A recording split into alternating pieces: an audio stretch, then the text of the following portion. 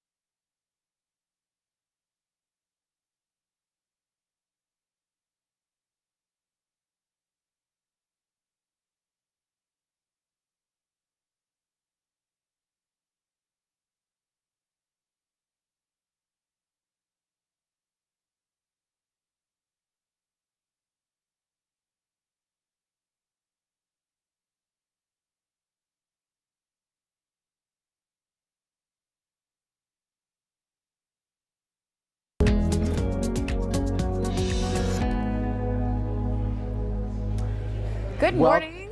RJ, take it away. Good morning, Good Wednesday RJ. morning, everybody. Yeah, welcome to Ksat News Now. This is our bite-sized digital newscast to get you caught up on the day's top stories. So today we truly have a packed show. A popular food franchise is expanding and making it much easier for customers to pick up their meal.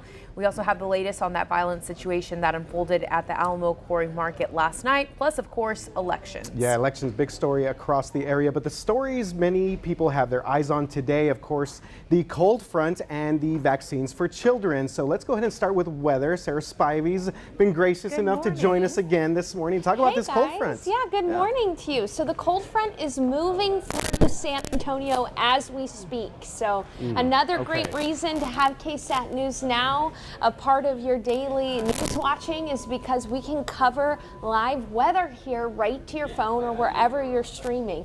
One thing I want to take a look at is the temperatures across the state of Texas. Look at this difference. 40 degrees in Amarillo, but it's 70 here in San Antonio, 76 in Laredo. Here's that front right now pushing into Bexar County as we speak. In New Braunfels, it's 57 and it's 69 in San Antonio. So we've got a 10-degree difference here just because of that front moving through. 55 in Kerrville. By the way, we're also seeing some rainfall as well. Let's take a look at the radar. Now, most of the rain is generally north of 1604, but we've got some heavy rain with lightning and thunder out in Bernie right now. And again, north of 1604, starting to see this rainfall fill in quite a bit here. New Braunfels and Seguin getting some good rain as well. Now, throughout the day today, we're not going to be concerned about severe weather. Although one thing we'll want to watch out for is some ponding on the roadways and the potential for some minor flooding issues. Seeing a few flashes of lightning along I-10 there as you head outside of Bexar County. And this first round of rain is not the only round of rain we're going to be dealing with today.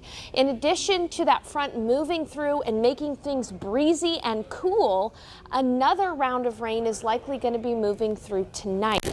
So if you miss out on the rain this morning, just know that tonight there's going to be another round of rain. Once again, not concerned about severe weather, but something to keep in mind is that we could have some minor flooding issues. Look how cool it's going to be by later tonight. 54 degrees. Temperatures are going to stay in the 50s, and by the start of the morning tomorrow, we'll be waking up in the 40s with some lingering light rain possible. So for the rest of your Wednesday, here's what we've got going on. A 70% chance for intermittent showers and storms, and temperatures will be falling quickly. We'll be down into the 50s by the middle of the afternoon with breezy winds from the north at about 20 miles per hour. All right, here's our Ksat News Now version of a 7-day forecast. The next few days, you can see that we'll have some morning showers early tomorrow morning. Look at these temperatures. Because we're not going to be seeing skies clear tomorrow, it'll stay cloudy. Our highs will only be in the 50s.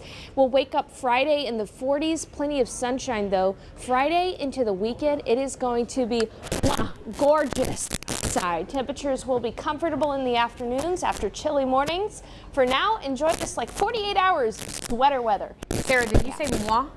Mwah. Like chef's The kiss? chef's kiss, right there, yes. yeah. The And chef's kiss is back. I'm glad you said that, Sarah. I was going to ask, is this still sweater weather, or is it like maybe a little bit thicker jacket weather? This is that doesn't sweater that weather. doesn't really rhyme. This is sweater weather. Okay. Sweater jacket weather. Sweater / jacket weather. Especially for the in the kids. morning. Jacket for the kids Oh, in the morning. yeah. Must Hey, stop.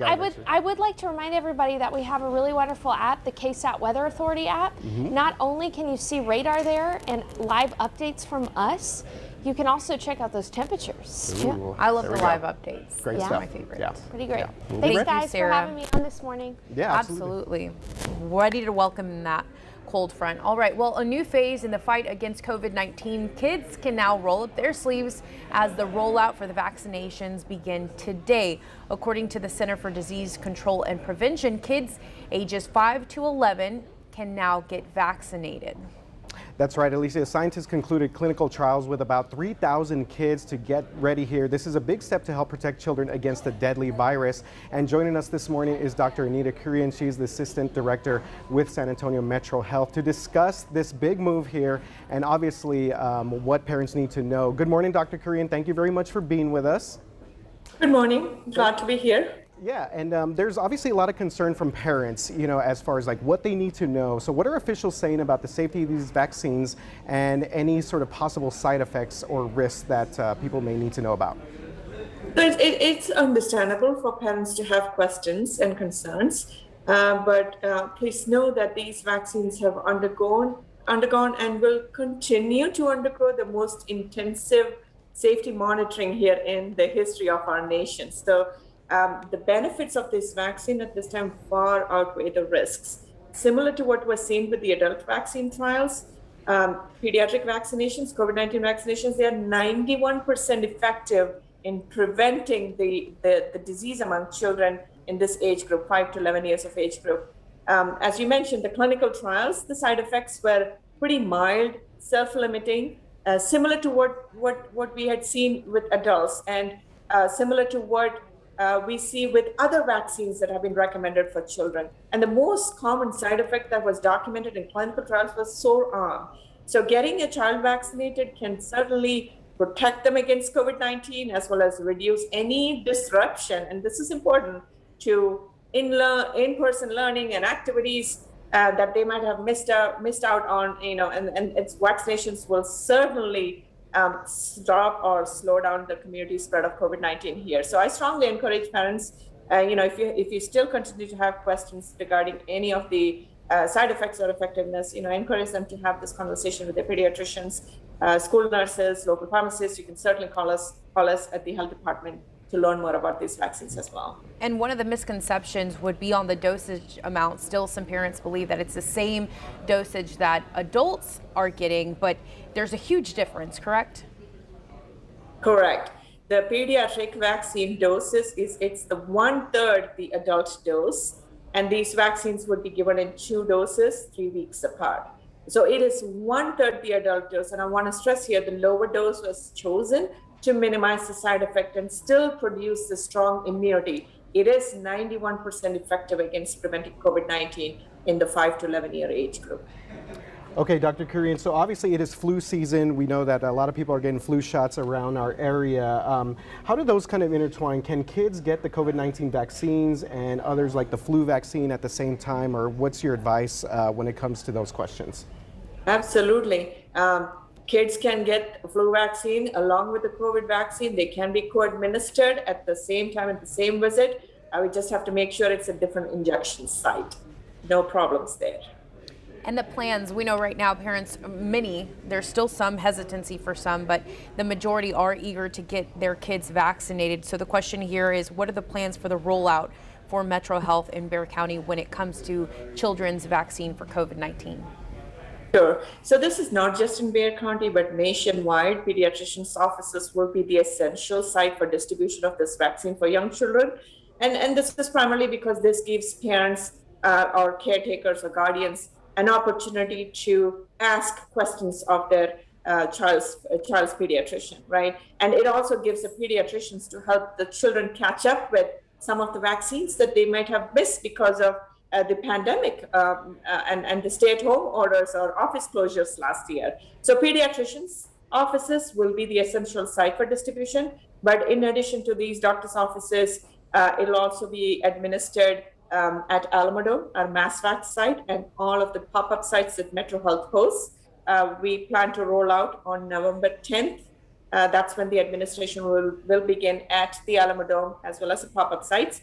And in addition to all these sites that I mentioned, these vaccines will also be widely available, easily accessible at community health centers, at your retail pharmacies, and any of your school-based clinics as well.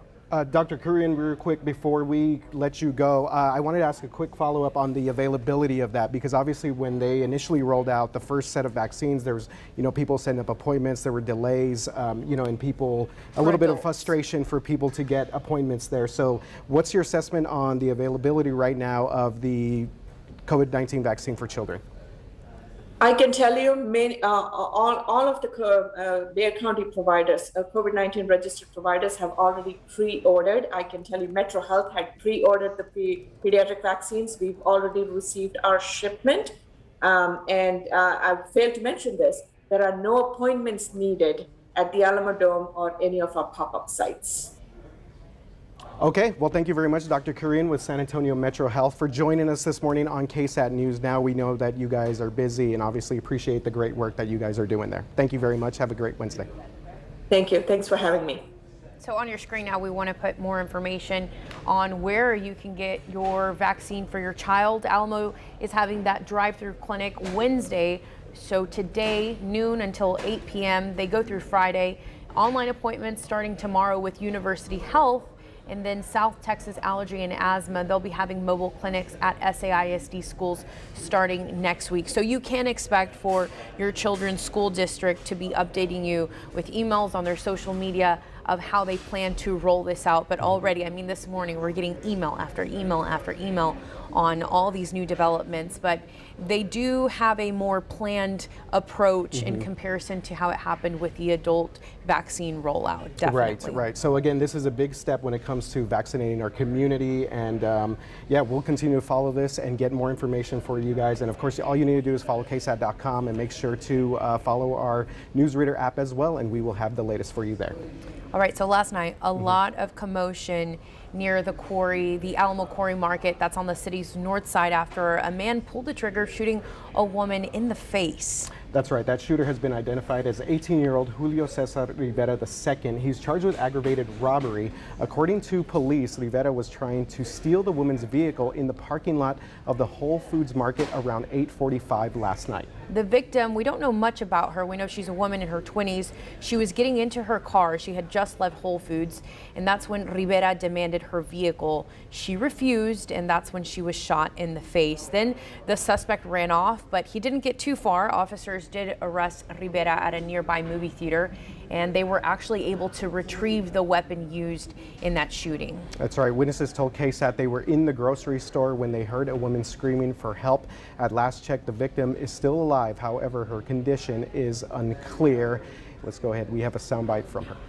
I mean, you just feel horrible for her and scared because they said she took off, or the guy took off running, and literally her car is right in front of the exit doors to Whole Foods.